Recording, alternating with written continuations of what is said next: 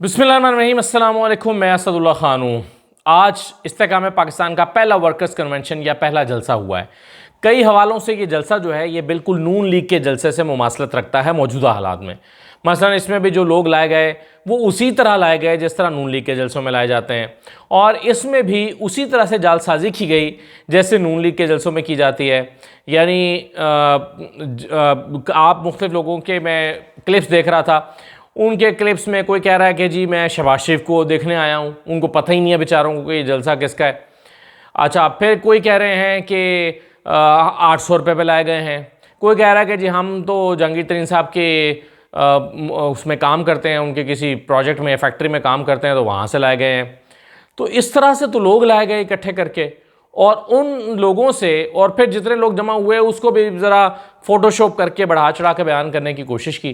तो ऐसे में जहांगीर तरीन साहब का ये जो जलसा हुआ है, यानी उन्होंने जिन लोगों से खिताब किया उनको पता नहीं था कि क्यों उनको लाया गया है, किसके जलसे में लाया गया है, और जो बातें जहांगीर तरीन साहब ने की वो भी शायद उनकी समझ में ना आई हो, क्योंकि जहांगीर तरीन साहब ने जो गुफ्तगू की है वो लोगों को कन्फ्यूज़ कर देने वाली है। ख़ुद मैं उनकी गुफ्तगू सुन के कन्फ्यूज़ हूँ कि वो चाहते क्या हैं, वो कहते क्या हैं, वो करना क्या चाहते हैं, और उनका सियासी हरीफ कौन है, वो किसके मुखालिफ हैं, वो क्या उनका मतमा नज़र क्या है सियासी तौर पर।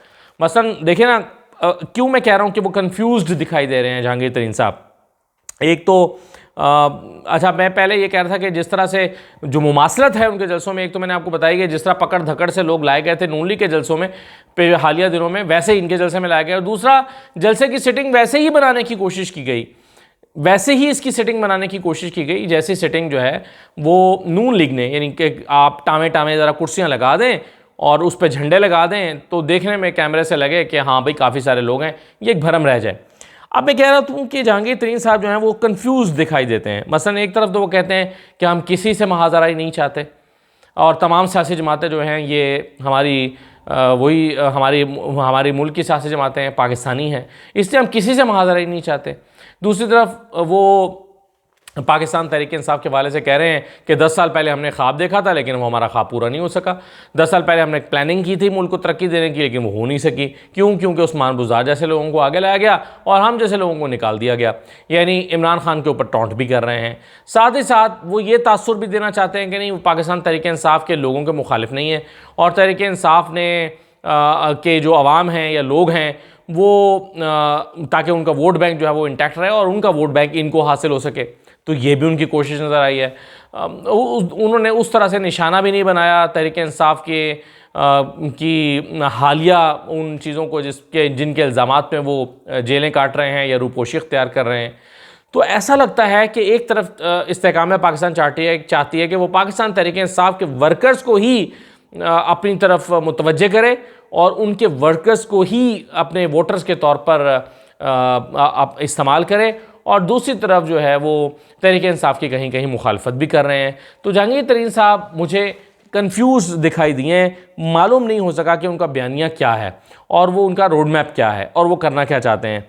दूसरा, अलीम खान साहब ने तकरीर की। अलीम खान साहब ने मसलन जो वादे किए हैं वो कहते हैं कि जी 300 यूनिट तक बिजली मुफ्त मिलेगी, मोटरसाइकिल वालों को पेट्रोल सस्ता मिलेगा, 12.5 एकड़ तक के किसानों के लिए ट्यूबवेल पर बिजली मुफ्त होगी, ख़वातीन को घर बैठे रोज़गार मिलेगा, बेघरों के लिए 3 मरला प्लॉट दिए जाएंगे, सबसे कम उजरत 50,000 होगी। अब ये वो वादे हैं जो अलीम खान साहब ने किए हैं। मैं समझता हूँ कि ये बग़ैर तैयारी के, बग़ैर होमवर्क के हवाई वादे हैं कि जो अलीम खान साहब ने किए हैं। क्यों मैं कह रहा हूँ? इसलिए कह रहा हूँ कि 300 यूनिट तक बिजली मुफ्त करने कौन देगा आपको? IMF प्रोग्राम, IMF क्या दुनिया से ख़त्म हो गया है? IMF के प्रोग्राम में आपको नहीं जाना पड़ेगा। आप क्या IMF के प्रोग्राम में जाए बग़ैर, ये तो आपको भी पता है, जब आप पिछली मरतबा हुकूमत में आए थे, तहरीक इंसाफ में थे, तहरीक इंसाफ ने कोशिश की कि IMF के प्रोग्राम में ना जाना पड़े, लेकिन जाना पड़ा था। और ऐसे में आपको इस बात का तजर्बा है, जहांगीर तरीन साहब को भी है, अलीम खान को भी है। तो क्या IMF के प्रोग्राम में आप नहीं जाएंगे? और अगर आप IMF के प्रोग्राम में जाते हैं तो क्या IMF आपको ये 300 यूनिट बिजली मुफ्त देने देगी, यानी बिजली पर सब्सिडी देने देगी? ये इस वक्त के जो मौजूदा हालात हैं जिसमें उनका मुसलसल IMF का मुतालबा यह है बिजली महंगी करो, पेट्रोल पर सब्सिडी ख़त्म करो, और इसके साथ साथ वो ये कहते हैं कि गैस महंगी करो, और अभी गैस 196% महंगी हुई भी है, IMF के मुतालबे पर महंगी हुई है। तो कैसे वो आपको 300 यूनिट बिजली मुफ्त करने देंगे। दूसरा, मोटरसाइकिल वालों को पेट्रोल सस्ता, हाँ ठीक है, चलें IMF ये कहता है कि टारगेटेड सब्सिडी दें, आप गरीब लोगों को सब्सिडी दें और अमीर लोगों को ना दें, लेकिन ये अमली तौर पर मुमकिन कैसे है। ये प्लान तो पहले भी हुकूमतों ने बनाया है, अभी जो 16 महीने की हुकूमत गुजरी है उन्होंने भी ये प्लान बनाया था कि हम मोटरसाइकिल वालों को पेट्रोल सस्ता देंगे, लेकिन फिर वो एग्जीक्यूट इसलिए नहीं हो सका कि पाकिस्तानी सोसाइटी में ये चल नहीं सकता। लोग मोटरसाइकिलें खरीदेंगे, मोटरसाइकिलों में पेट्रोल डलवाया करेंगे और मोटरसाइकिलों में पेट्रोल डलवा के कहीं और जाके निकाला करेंगे, और इस तरह से जो है वो ब्लैक में पेट्रोल बिकेगा। या मोटरसाइकिलों में पेट्रोल डलवाएंगे, घर जाके निकालेंगे और गाड़ियों में डाल लिया करेंगे। यानी एक आदमी जिसने गाड़ी रखी हुई है वो जो है वो एक मोटरसाइकिल लेगा 50,000 रुपये की या 30,000 रुपये की, या जो है वो खटारा मोटरसाइकिल ले लेगा, जाके उसमें पेट्रोल डलवाएगा, घर आके गाड़ी में डाल लिया करेगा। तो इसकी मॉनिटरिंग करना बहुत मुश्किल है, इसके लिए इसमें और 2 नंबरियाँ शुरू हो जाएंगी। तो इस पर भी पूरा होमवर्क, यानी जब ये नून लीग ने मंसूबा बनाया था तो हम उस वक्त अपने टॉक शोज़ में ये पूछा करते थे कि बताइए कि इसको एग्जीक्यूट कैसे करेंगे, इसमें जो लूप होल्स है उसको कैसे टैकल करेंगे, लेकिन उसके पास नून लीग के पास का जवाब नहीं था, इसीलिए वो हो नहीं सका। तो अलीम खान साहब भी या तो पूरा प्लान बताएं कि हम मोटरसाइकिल वालों को कैसे सस्ता देंगे पेट्रोल, वरना ये सिर्फ हवाई वादा लगता है। फिर वो कहते हैं 12.5 एकड़ तक के जो किसान हैं उनको ट्यूबवेल पर बिजली मुफ्त देंगे। बिजली पर पहले मैं जिक्र कर चुका हूँ कि वो कैसे मुफ्त देंगे। ख़वातीन को घर बैठे रोज़गार मिलेगा कैसे, मतलब ये बहुत ही अच्छी बात है, ख़वातीन को घर बैठे रोज़गार मिले कैसे, मगर इसके लिए कॉटेज इंडस्ट्री जो है, छोटी छोटी आपकी इंडस्ट्रीज़ को फ़रोग देना पड़ेगा। वो आप कैसे फ़रोग देंगे, उसका क्या तरीक़ाकार है, उसका रोड मैप क्या है, देना लोगों के सामने लाएँ, तहरीरी तौर पर लाएँ। 3-4 महीने हो गए ना तहरीक इस्तेकाम पाकिस्तान पार्टी को बने हुए, क्या कर रही है इस्तेकाम, बनाए ना, टीमें बनाएं। आपकी सिर्फ सोशल मीडिया टीमें बनाई हैं जो आपके जलसों को एडिट करके और एक को जो है वो 3-4 इफेक्ट्स लगाकर और जलसा बड़ा करके दिखाएं, सिर्फ सोशल मीडिया टीमें रखी हैं। इकोनॉमिस्ट रखे ना, बनाए मंसूबे बना के लोगों के सामने लेकर आए और बताएं कि ये है हमारा मंसूबा। अब तक सामने आया होता, हम भी उस पर प्रोग्राम कर चुके होते, हम भी उस पर वीलॉग्स करते और उसकी तारीफ कर रहे होते, लेकिन आप कह रहे हैं कि ख़वातीन को घर बैठे रोज़गार मिलेगा, तरीका कोई नहीं बता रहे कैसे मिलेगा। मतलब मिलना चाहिए, ये तो बहुत ही अच्छी सोच है आपकी, मैं इसकी तारीफ़ करता हूँ, लेकिन भाई को बताएं तो सही कि मिलेगा कैसे। फिर वो कहते हैं कि जी बेघरों के लिए 3 मरला प्लॉट कहाँ देंगे, ज़रूरी ज़मीनें ख़त्म करेंगे, क्या पॉलिसी है, ग्रीन को ब्राउन में कन्वर्ट करेंगे, कैसे देंगे, कहाँ से 3 मरला का प्लॉट लाएंगे। पूरी दुनिया हाई राइज बिल्डिंग्स में जा रही है, अपार्टमेंट्स की आप बात करें तो समझ आती है, लेकिन आप अपार्टमेंट्स इसलिए नहीं दे सकते कि वो कंस्ट्रक्ट करके देने पड़ेंगे, और कंस्ट्रक्शन का आपको अंदाज़ा है कि ये कोई इतना आसान काम नहीं है। और फिर आप कहते हैं प्लॉट्स देंगे, प्लॉट के लिए भाई जगह नहीं है, कहाँ से प्लॉट्स देंगे, ग्रीन एरियाज़ को ख़त्म करके स्कीमें बना के प्लॉट्स देंगे, कैसे आप इतने करोड़ों लोगों को कैसे प्लॉट देंगे 3 मरले का। ये क्योंकि बेघर हैं, मतलब करोड़ों लोग बेघर हैं, तो जो बेघर हैं उनको 3 मरले का प्लॉट कैसे देंगे। दूसरा वो कहते हैं कि सबसे कम उजरत 50,000 रुपये होगी, अभी 35% तनख्वाहें बढ़ी हैं, पाकिस्तान की इकॉनमी में सख्त नहीं है, और खैबर पख्तूनख्वा में वो 35% तनख्वाहें वापस लेने का मंसूबा बनाया जा रहा है।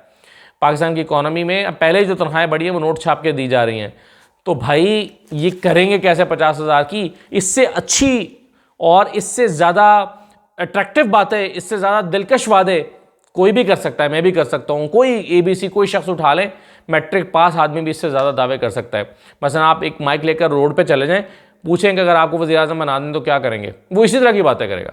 वो कहेगा मैं आऊँगा, मैं सबको कहूँगा कि जब लाओ भाई सबकी बिजली मुफ्त है। वो कहेगा मैं आऊँगा, मैं कहूँगा सबको घर दे दूँगा। आप चले जाए ना, उठा के माइक उठाएं, चले जो यूट्यूबर्स हमारे दोस्त हैं उठें माइक लें, लोगों से पूछें कि जब आप वज़ीर-ए-आज़म अगर आपको 1 दिन के लिए बना दिया जाए या 5 साल के लिए आपको वज़ीर-ए-आज़म बना दिया जाए, आप क्या करेंगे। तो जो आम लोग, होटलों पर बैठे हुए लोग, नाइयों की दुकान पर बैठे हुए लोग जो आपको बातें बताएंगे ना कि मैं ये करूँगा, वही बात अलीम खान साहब ने की है। और भाई इसके लिए आपको तरीक़ाकार तो बताए ना कि आप करेंगे कैसे, वो अलीम खान साहब नहीं बता रहे। अच्छा जी, पाकिस्तान तहरीक इंसाफ ने दीगर सियासी जमातों से राब्तों का फैसला किया और इस सिलसिले में उनके राब्ते शुरू हो जाएंगे। ये बड़ी अच्छी बात है। चलें, वो अपने आप को सियासी तौर पर मुतहरिक करना चाह रहे हैं, क्योंकि पाकिस्तान तहरीक इंसाफ इस वक्त जिस प्रेशर में है, जिस दबाव का शिकार है, उनको लगता है कि पॉलिटिकल एक्टिविटीज़ में कहीं तो दिखाई दें, सियासी जमातों के साथ उनके वफूद के राब्ते हो रहे हों, बातचीत हो रही हो। लेकिन सवाल अब 2 हैं कि कौन करेगा। चलें, असद कैसर और अली मोहम्मद ख़ान या इस तरह के चंद लोग हैं जो अभी चल फिर रहे हैं बाहर हैं, किस से करेंगे राब्ते। एक तो पाकिस्तान पीपल्स पार्टी से हो सकता है, क्योंकि पीपल्स पार्टी ने जो बयान दिया उसको बड़ा खैर मकदम किया तहरीक इंसाफ ने। पीपल्स पार्टी ने बयान दिया है कि तहरीक इंसाफ के बगैर जो इलेक्शन होगा वो उसकी कोई सेंटिटी नहीं होगी। तो इस पर को तहरीक इंसाफ ने इसकी बड़ी तारीफ़ की है कि जी बहुत अच्छा बयान दिया पीपल्स पार्टी ने।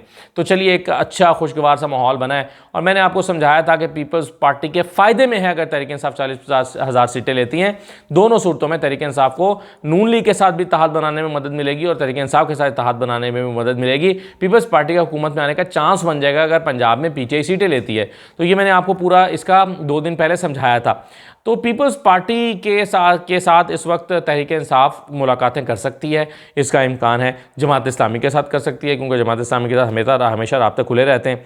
एमक्यूएम के साथ भी चले, मैं मान लेता हूँ कि वो भी, उनके साथ पास भी कोई वफ्द जा सकता है, वो भी आ सकते हैं। जेयूआई और एएनपी के साथ हो नहीं सकता कोई भी किसी किस्म का सियासी इत्तेहाद। मुलाकात तो चलें एक हो गई है, वो इसलिए नहीं हो सकता क्योंकि खैबर पख्तूनख्वा की ये जमातें और खैबर पख्तूनख्वा में तहरीक इंसाफ को ज़रूरत नहीं है। जीडीए के साथ हो सकता है, उनके साथ बातचीत हो सकती है, उनके साथ आगे बढ़ा जा सकता है या उनके साथ मुलाकातें हो सकती है। पाकिस्तान तहरीक इंसाफ ने ये सोच तो उनकी ठीक है कि चलें जहाँ पर आपको बिल्कुल ब्रीदिंग स्पेस ही नहीं मिल रही वहाँ पर आप कुछ खबरों में आ जाएंगे, पॉलिटिकल स्पेस मिलेगी। जैसे भी असद कैसर की फजल रहमान से मुलाकात हुई है तो चलें उस पर कुछ बातचीत हुई है, सोशल मीडिया पर भी, मेन स्ट्रीम मीडिया पर भी हुई है। तो ये एक एक्टिविटी के तौर पर तो वो ठीक कर रहे हैं, लेकिन इसको क्या किसी इलेक्शन किसी अलायंस में कन्वर्ट किया जाएगा? मेरा नहीं ख्याल कि तहरीक इंसाफ की ऐसी सोच है या वो ऐसा करना चाह रहे हैं। वो सिर्फ चाह रहे हैं कि ज़रा पॉलिटिकल एक्टिविटी जो है वो हो जाए। इरफान सिद्दीकी साहब ने बड़ी दिलचस्प बात की है। वो कहते हैं कि नवाज शरीफ कभी जजों जर्नैलों की सहूलतकारी से इक़्तिदार में नहीं आए। इरफान सिद्दीकी साहब फरमाते हैं, फिर कहता हूँ, नवाज शरीफ कभी जजों और जर्नैलों की सहूलतकारी से इक़्तिदार में नहीं आए। सवाल ये पैदा होता है कि आईजीआई क्या थी, जनरल जलानी कौन थे, ज़ियाउल हक कौन थे जिन्होंने सीएम बनाया था, और जब आपने उनको आंखें दिखाना शुरू की थी तो उस वक्त नवाज शरीफ साहब जो हैं वो उनको अपनी कुर्सी के लाले पड़ गए थे। ये आपको याद है ना, मैं शायद पहले कहीं जिक्र कर चुका हूँ कि जब पंजाब में उनको वज़ीर आला बनाया गया, ज़ियाउल हक ने बनाया, तो उनको नवाज शरीफ को लगने लगा कि जैसे नवाज शरीफ के बारे में मशहूर है कि जब ये ताकत में इक़्तिदार में आ जाते हैं तो लोगों को गला पकड़ते हैं, और जब इक़्तिदार में नहीं होते तो पाँव पकड़ते हैं। ये इनका वतीरा है। तो उस वक्त जब इनको वज़ीर आला बनाया गया तो इन्होंने आंखें दिखाना शुरू कर दी ज़ियाउल हक को कि भाई तुमने तो नहीं वज़ीर आला बनाया, वज़ीर आला तो हम अपनी ताकत से बने हैं। तो इस पर बड़ा परेशान हुए ज़ियाउल हक साहब। ज़ियाउल हक साहब ने जो है वो पीर पगारा साहब को बुलाया कि ये क्या हो रहा है। पीर पगारा साहब ने कहा कि मैं अभी इनको ठीक करता हूँ। पीर पगारा ने कुछ लोगों को इकट्ठा किया, इधर से चौधरियों को बुलाया, उधर से यूसुफ रज़ा गिलानी को बुलाया, बल्कि यूसुफ रज़ा गिलानी को बुला के कहा कि सीएम, मैं तुम्हें सीएम बना रहा हूँ, अपने ज़रा जाके लोगों से मुलाकातें करो, बंदे इकट्ठे करो और वोट ऑफ नो कॉन्फिडेंस जो है ना नवाज शरीफ के ख़िलाफ़ पेश करो, और तुम तो नंबर पूरे करो, मैं तुम्हें सपोर्ट करता हूँ, तुम वज़ीर आला बन रहे हो। जब यूसुफ रज़ा गिलानी ने पूरी सब कुछ कर लिया तो उस वक्त नवाज शरीफ को समझ आ गया कि मेरी तो हुकूमत गई। तो नवाज शरीफ साहब ने जाके फिर ज़ियाउल हक के पाँव पकड़ लिए। तो ज़ियाउल हक के जब पाँव पकड़ लिए और सुलह हो गई तो उस वक्त तारीख़ी जुमला कहा था, ज़ियाउल हक ने कहा था कि नवाज शरीफ का किला मजबूत है। और फिर पीर पगारा साहब से किसी ने सवाल किया था, किसी रिपोर्टर ने, तो पीर पगारा साहब ने फरमाया था कि हाँ, नवाज शरीफ के बोरे में बोरा जो बोरी या बोरा होता है, बोरे में सुराख था, मैंने उसकी सिलाई कर दी है, फिक्स कर दिया नवाज शरीफ को।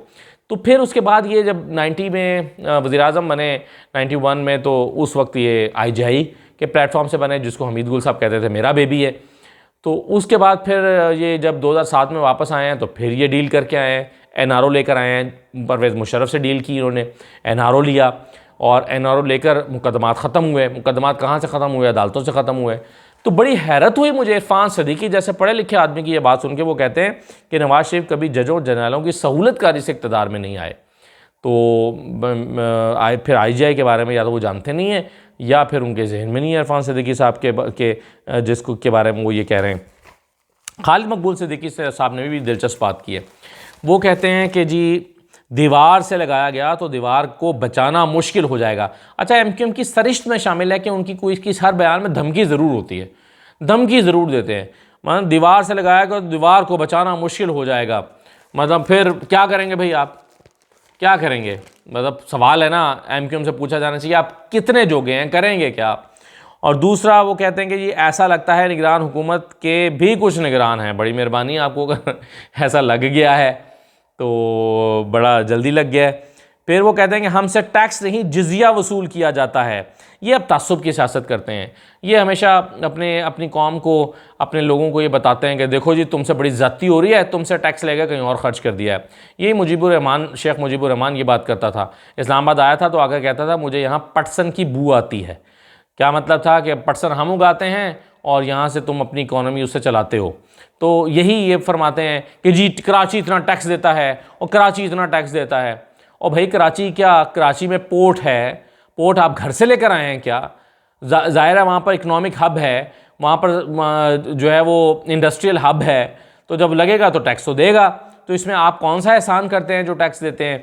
तो हाँ, ये बात दुरुस्त है कि कराची के अवाम की खुशहाली के लिए खर्च होना चाहिए, लेकिन इसके ज़िम्मेदार तो खुद MQM है, खुद पीपल्स पार्टी है, क्योंकि यही दोनों जमातें इक़्तिदार में नहीं हैं और पीपल्स पार्टी के साथ ये जो है वो इन्होंने शराकत इक़्तिदार का फार्मूला बनाया हुआ था, और कभी बाहर कभी अंदर, कभी बाहर कभी अंदर।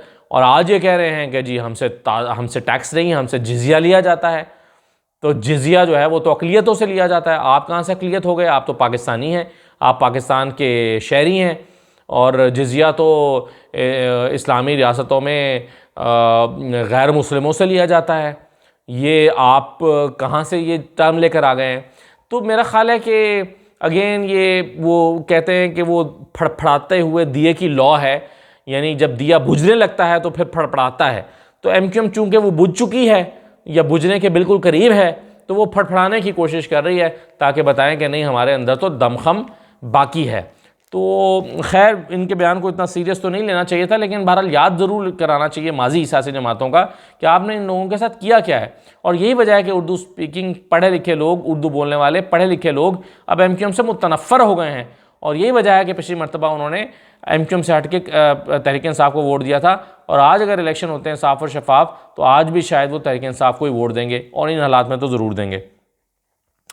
आखिरी बात यह है कि जमात इस्लामी पर क्रैकडाउन हुआ है, उनको फ़लस्तीन के हवाले से जो वो अपना एहतजाज करना चाह रहे हैं उनको नहीं करने दिया जा रहा, क्योंकि वो कहते हैं कि जी आप रेड जोन में नहीं कर सकते, डिप्लोमेटिक इनक्लेव के सामने जो शाहराह दस्तूर है वहाँ नहीं कर सकते। अच्छा, अब शाहराह दस्तूर पे अगर मौलाना फजलुर रहमान और मरीम नवाज़ जलसा कर सकते हैं जब इलेक्शन की तारीख का मामला था, तो फिर कोई भी सियासी जमात कर सकती है। अगर वो यकीन दहानी कराती है कि हम पुरअमन रहेंगे तो फिर शाहराह दस्तूर सारी सियासी जमातों के लिए होनी चाहिए। लेकिन आपको डर है कि वो डिप्लोमेटिक इनक्लेव में ना चले जाएँ, तो डिप्लोमेटिक इनक्लेव की हिफाजत करनी चाहिए। ज़ाहिर है डिप्लोमेटिक इनक्लेव में नहीं जाना चाहिए इनको। पुरअमन मुजाहरा डिप्लोमेटिक शाहराह दस्तूर पे डी चौक में रेड जोन में किसी को भी नहीं करना चाहिए। अगर किसी को भी नहीं करना चाहिए तो फिर मौलाना फजलुर रहमान को इजाज़त क्यों दी गई थी, और मरीम नवाज़ को क्यों दी गई थी सुप्रीम कोर्ट के सामने जलसा करने की? अगर उनको दी गई थी तो पुरअमन एहतजाज इनको भी करने की इजाज़त दी जानी चाहिए। लेकिन गिरफ्तारियाँ अमल में आ गई। अब पूरी दुनिया में लोग एहतजाज कर रहे हैं। UK में इतना बड़ा एहतजाज हुआ है, और UK में जो एहतजाज हुआ है उसमें बड़ी तादाद में लोगों ने शिरकत की है। पूरी दुनिया में हो रहा है, लेकिन पाकिस्तान में अगर जमात इस्लामी कर रही है उसको पकड़ा जा रहा है, और अगर तहरीक इंसाफ ने करने की कोशिश की, चंद लोग झंडा लेकर निकले तो उनको गिरफ़्तार कर लिया गया, फ़लस्तीन का झंडा लेकर निकले तो उनको गिरफ़्तार कर लिया गया, क्योंकि वो PTI के लोग थे। तो पाकिस्तान में, और ख़ैर पीपल्स पार्टी और नून लीग को तो तौफ़ीक ही नहीं हुई कि वो इस तरह की कोई डेमोन्स्ट्रेशन करें ताकि दुनिया को पैगाम जाए कि वो इसराइल की इस बर्बरियत के ख़िलाफ़ हैं। वो ये पैगाम दुनिया को देते हुए डरते हैं। तो नून लीग ने कोई मुजाहिरा नहीं किया, बल्कि इसराइल तक का नाम नहीं लिया था, नाम तक नहीं लिया था अपनी तकरीर में। नवाज़ शरीफ ने पहली तकरीर में इसराइल का मज़म्मत तक नहीं की थी। तो ये कॉम्प्रोमाइज़ किस्म के हमारे पॉलिटिक्स हैं, और कॉम्प्रोमाइज़ किस्म का हमारा निज़ाम है। इजाज़त दीजिए, अल्लाह हाफ़िज़।